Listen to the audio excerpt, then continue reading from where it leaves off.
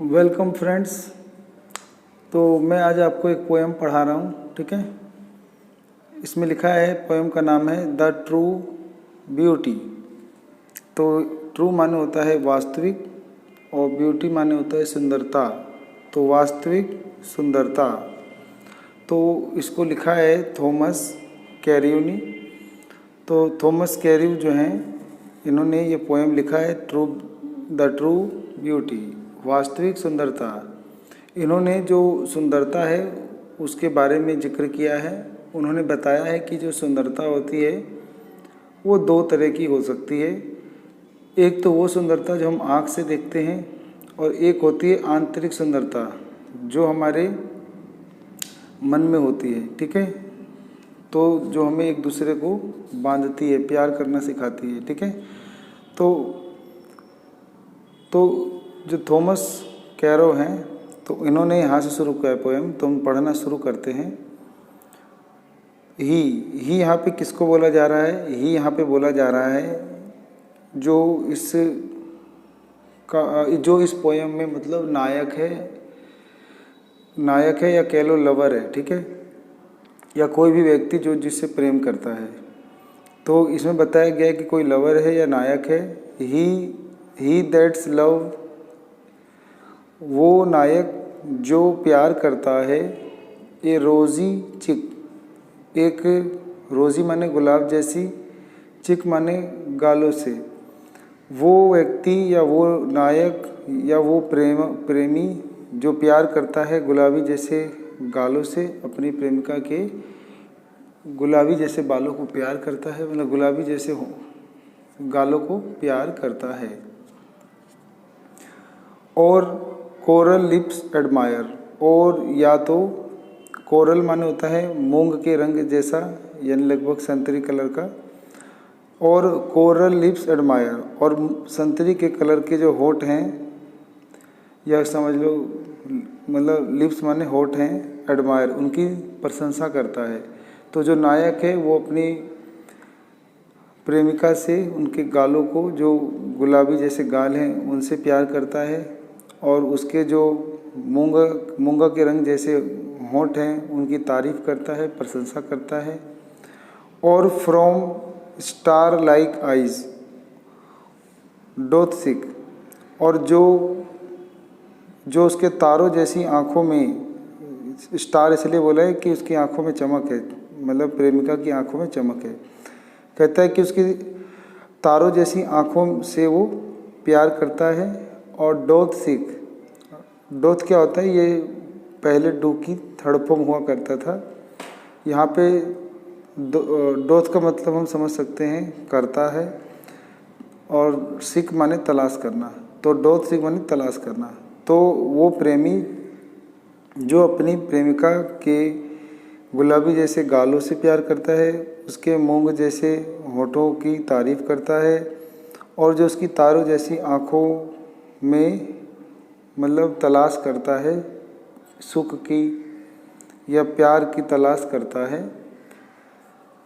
Fuel to maintain his fires, तो जो वो प्यार करता है, तो ये चीज़ें जो गुलाबी गाल हैं, होंठ हैं, और जो तारों जैसी आँख हैं, तो ये चीज़ें उसको ईंधन प्रदान करती हैं। फ्यूल माने प्रेमी को ईंधन देती हैं। टू मेंटेन हिज फायर्स, कि वो अपने फायर्स माने हो गया अपनी जिज्ञासा को, अपनी उमंग को, अपने आग को, अपनी इच्छा को मेंटेन कर सके, यानी बरकरार करता रहे, ठीक है। तो ये सारी चीज़ें जो प्रेमिका की होती हैं, प्रेमी को मेंटेन मतलब ईंधन की तरह एक आग को जलाए रखती हैं, जिससे मतलब प्रेमी जो है वो अपनी प्रेमिका से प्यार करता रहता है, ठीक है।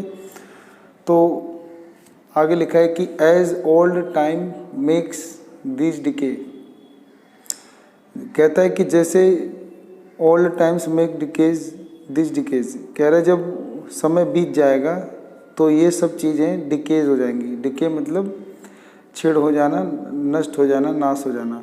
तो ये सारी चीज़ें समय के साथ जब ओल्ड टाइम आएगा, यानी बुढ़ापा वाला समय आएगा, तो ये सारी चीज़ें नष्ट हो जाएंगी।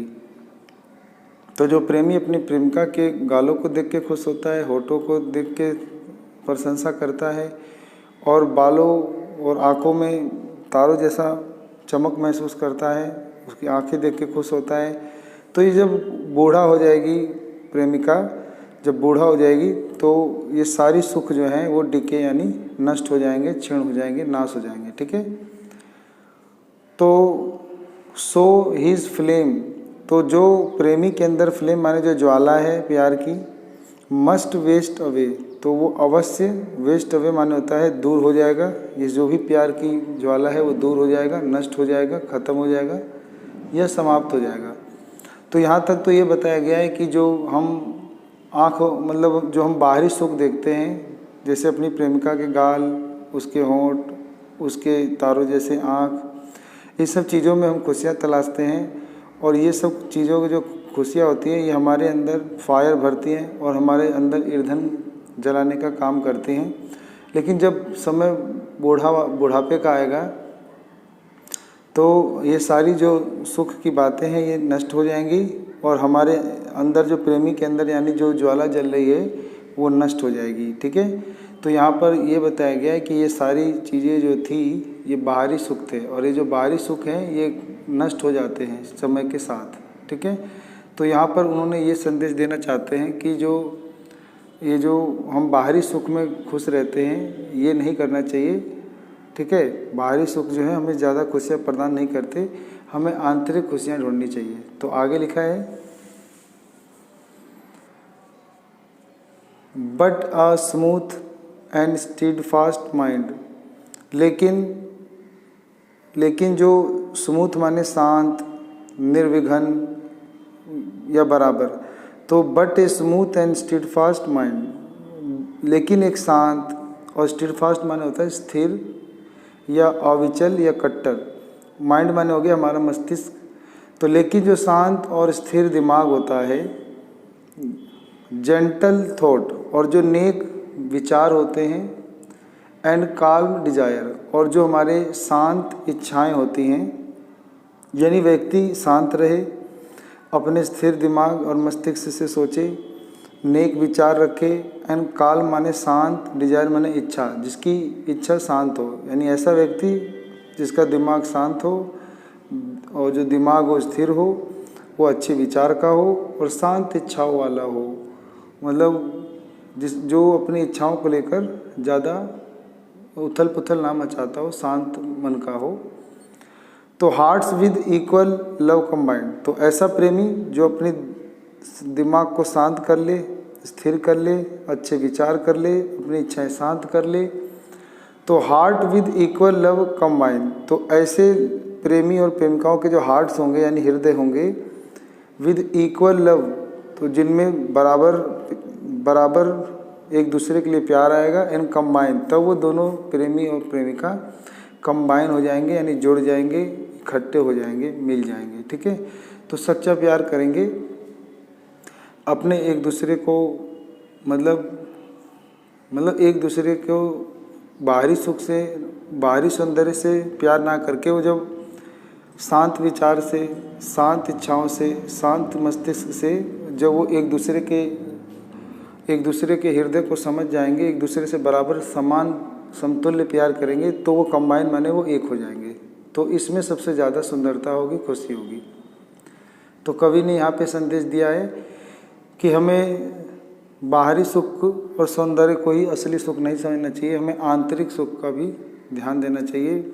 हमें ऐसे प्रेमी या ऐसे व्यक्तियों से प्रेम करने चाहिए जो शांत इच्छाएं रखते हो, शांत विचार के हों और उनका दिमाग जो हो वो शांत और स्थिर हो। और ये एक नहीं, दोनों के होने चाहिए, प्रेमी और प्रेमिका दोनों के, तो वो दोनों एक हो जाएंगे और उनका प्यार जो है अमर हो जाएगा। ठीक है। तो कैंडल नेवर डाइंग फायर, तो ऐसा करने से जो इनके अंदर का जो प्यार होगा, या जो फायर माने जो आग होगी, या जो इच्छाएं होगी, वो डाइंग माने वो नेवर डाइंग, यानी वो कभी ख़त्म नहीं होगी। ठीक है।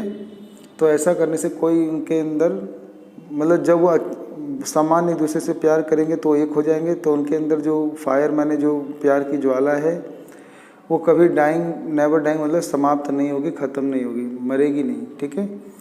वेयर दीज आर नोट्स, जहाँ पर, अब हमें राइटर का बताते हैं थॉमस कैरियो कि जहाँ पर दीज आर नोट, ये सारी चीज़ें ना हो, यानी एक स्टीड फास्ट माइंड ना हो, एक जेंटल थॉट ना हो, काल्म डिजायर ना हो, तो ये सब सारी चीज़ें अगर नहीं होंगी तो आई डिस्पाइज, तो मैं, डिस्पाइज माने होता है मैं विरोध करता हूँ, अवहेलना करता हूँ, मैं इसकी निंदा करता हूँ कि लवली चिक्स और लिप्स और आइज़, तो जहाँ पर ये सारी चीज़ें नहीं हों तो वहाँ पर जो प्यारे गाल हैं, होठ हैं, आँख हैं, ये सब का कोई फ़ायदा नहीं है, ये सब की मैं निंदा करता हूँ।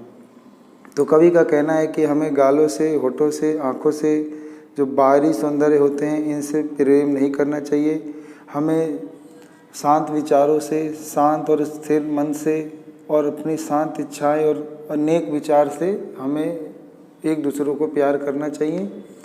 वो केवल प्रेमी प्रेम का ही नहीं होने चाहिए, अपने सगे भाई बहन, माता पिता, ये सब भी होने चाहिए, ठीक है।